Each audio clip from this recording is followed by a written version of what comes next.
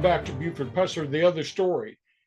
In today's episode, we're going to take a look at the ambush itself, the evidence that was left behind, the things that Buford didn't think about, statements that people made, things that were missed.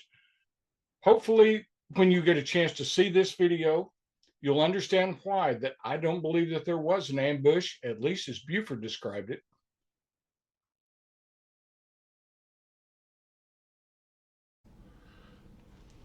There were several witnesses that made observations just prior to the ambush, two of those being Barbara Bibbins and Shirley Smith.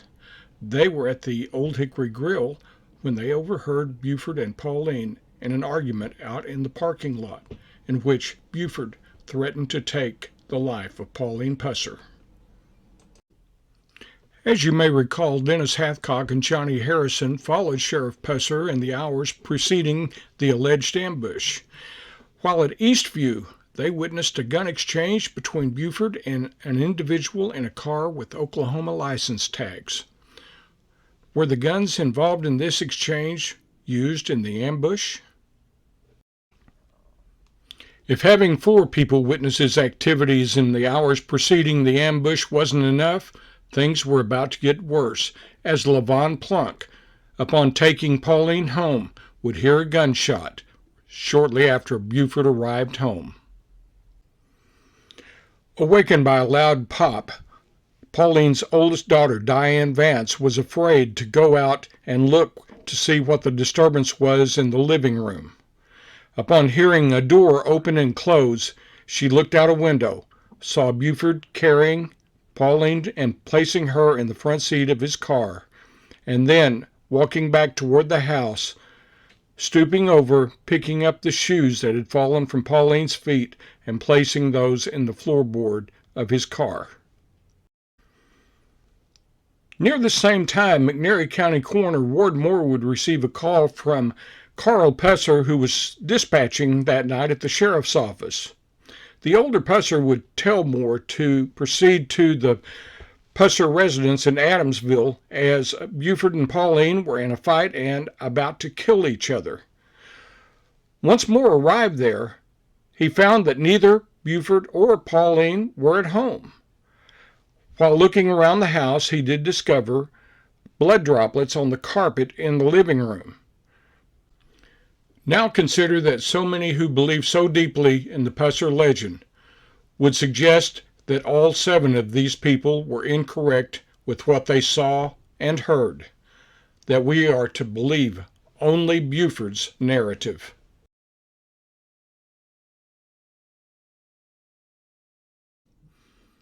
It's early Saturday morning, August 12th, 1967.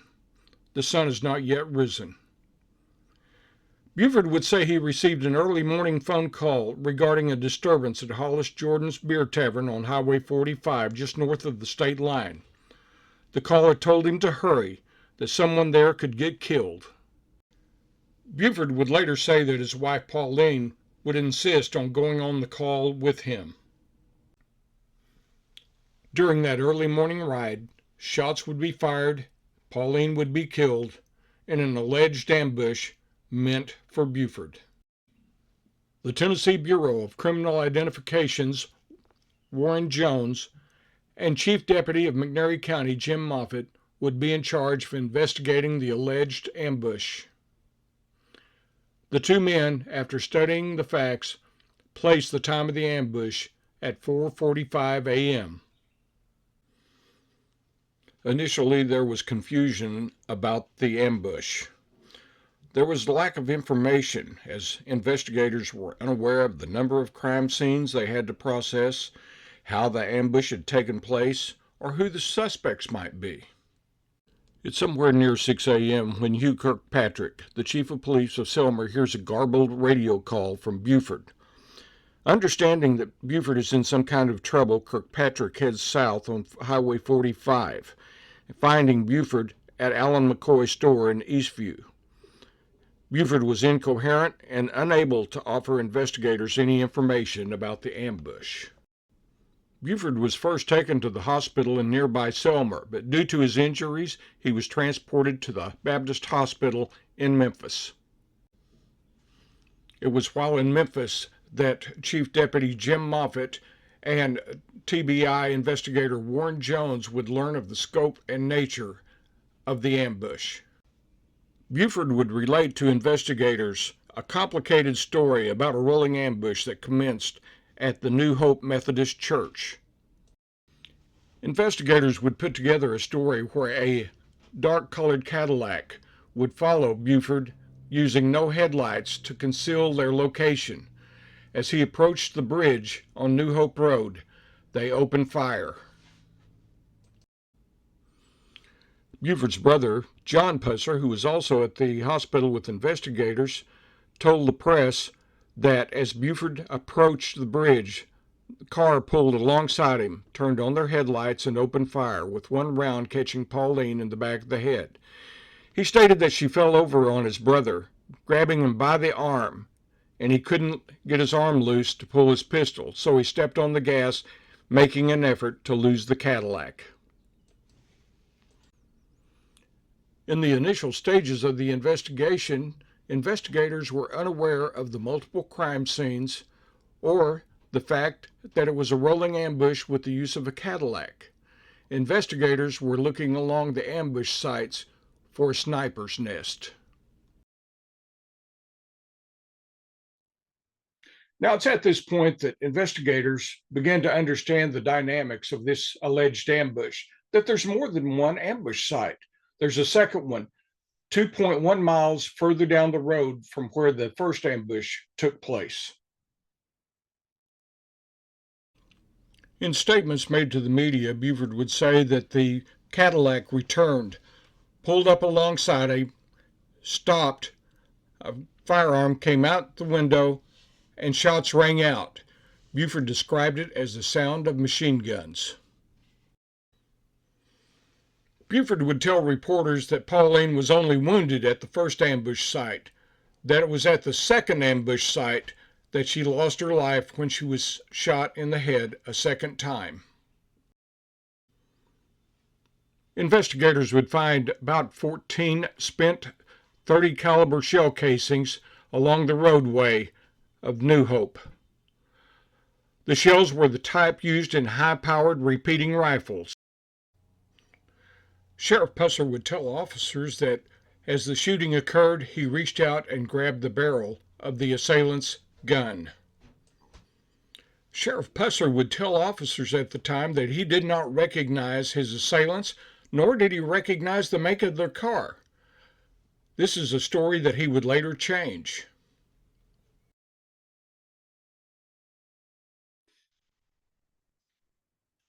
The movie Walking Tall, in very dramatic fashion, showed two vehicles that approached Buford's car.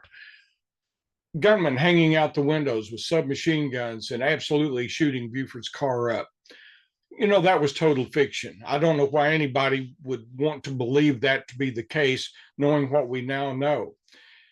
The TBI established that the gun used in the ambush was either an M1 carbine or an M2. The M2 is just a fully automatic version of the M1. It shoots a .30 caliber round, and depending upon the type of ammunition used, it can have a devastating cavitation, which would do a lot of damage. For instance, when one of the rounds hit Pauline. So, you have to take the movie for the entertainment value. The facts are totally different. So we're going to focus on the M1 and discuss that. After recovering spent rounds from Buford's car and listening to Buford's story, the TBI determined that the gun used in the ambush was most likely an M1 carbine. As was mentioned earlier, there was a lot of confusion that day at the bridge. While investigators looked for evidence, no spent cartridges were found at that site.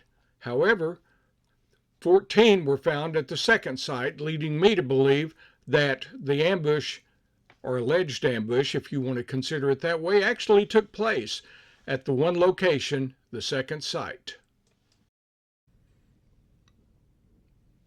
After fully examining Buford's car, the TBI determined that all of the bullets entered the driver's side of the vehicle.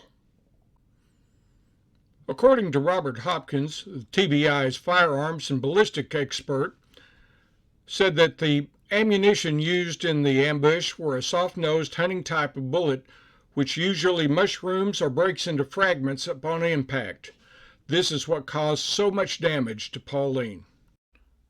Was there a cover-up planned prior to the ambush, with Buford telling people that he would be stalked and killed, Carl Pusser basically saying the same thing, and then the disturbance call the morning of the ambush that couldn't be traced? Was there an actual ambush? That's the question I have. I often use the word alleged when describing the ambush because I'm not sure there was one. Why? Well, for several reasons. Buford and Pauline were having problems. She had been living in a motel. They had been separated. You look at the fact that Buford was telling people that he was to be stalked and killed, something that he came up with about a month before the alleged ambush took place. But at the same time, he was telling one of his girlfriends that he wanted to have a long-term relationship with, that Pauline wouldn't be a problem much longer. Now, you had to wonder what he meant by that remark. Then you have to take into consideration the state line. It was no longer active. W.O. Hathcock had gone out of business in 1964 when Alcorn County authorities refused to renew his liquor license. Jack Hathcock was killed in early 64. Both of these events were before Buford became sheriff. Then Towhead White went to prison in September of 1965 after the three-state moonshine operation and the red carpet casino robbery down near Biloxi. So he was not an issue. And then you have Louise. She was killed just prior to the IRS taking possession of the state line properties due to Jack Hathcock's failure to pay income taxes for several years. So you have that. But more to the point of the alleged ambush itself, Carl Pusser, Buford's dad, was the dispatcher that night. He was saying that he was getting calls about a disturbance down at the state line at Hollis Jordan's Beer Tavern. And the caller kept telling him somebody's going to get killed. Well, when Carl wouldn't send Buford or any of the other deputies out to look into the thing, the caller called Buford at home, according to Buford. Now, why wouldn't Carl dispatch somebody? That just sounds like a story that's made to cover for Buford. Then there's a story that Pauline wanted to go with him because she was concerned about his safety. They were about to get a divorce. She was leaving him. What makes anyone believe that she was concerned about his safety? She never rode with Buford on calls. That's according to Jim Moffitt. Jim would tell people, and it's published in newspapers, that if there was a call late at night, he would be the one to ride with Buford, that Pauline never went. All these other deputies are telling a different story. Is that to cover up for Buford? Then there's the route that he took that morning. Certainly the shortest route.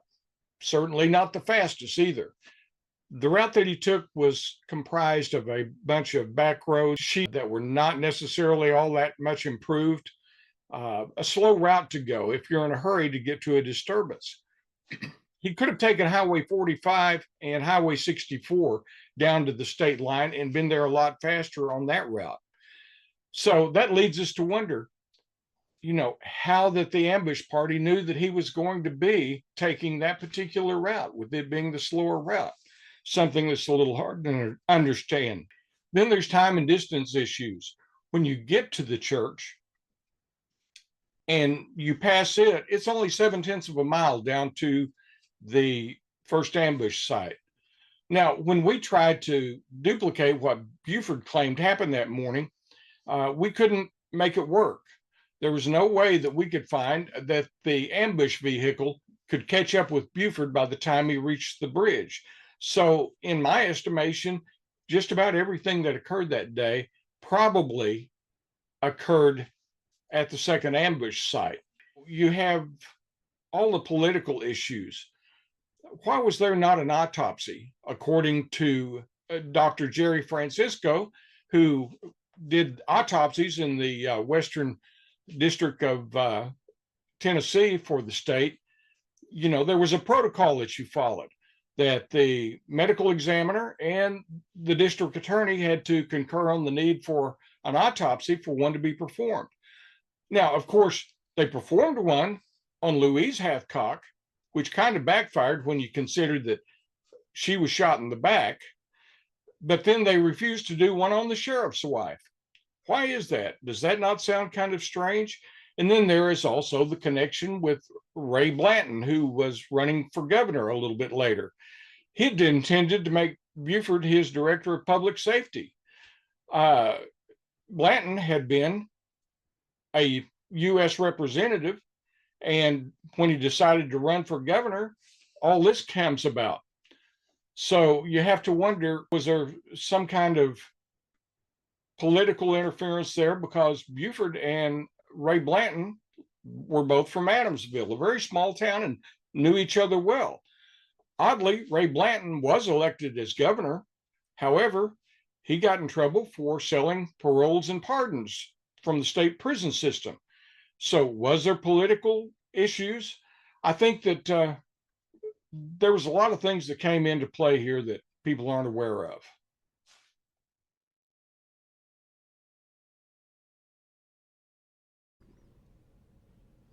In the initial part of the investigation, Buford would tell investigators that he could not recognize the people in the vehicle or the make of the car. However, in this later correspondence, it shows that he can recognize the trigger man and points out that the car was a Cadillac. Buford was shown a group of photographs provided by the Arkansas State Police of possible suspects that could have been involved in the ambush. Buford looked through the group of photographs and he advised that a photograph of Kirksey Nix seemed familiar, but he would have to see Nix in person to be able to identify him properly.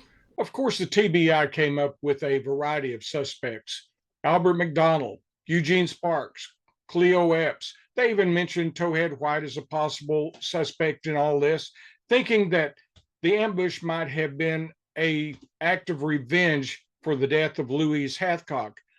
But they came to no fruition on any of this.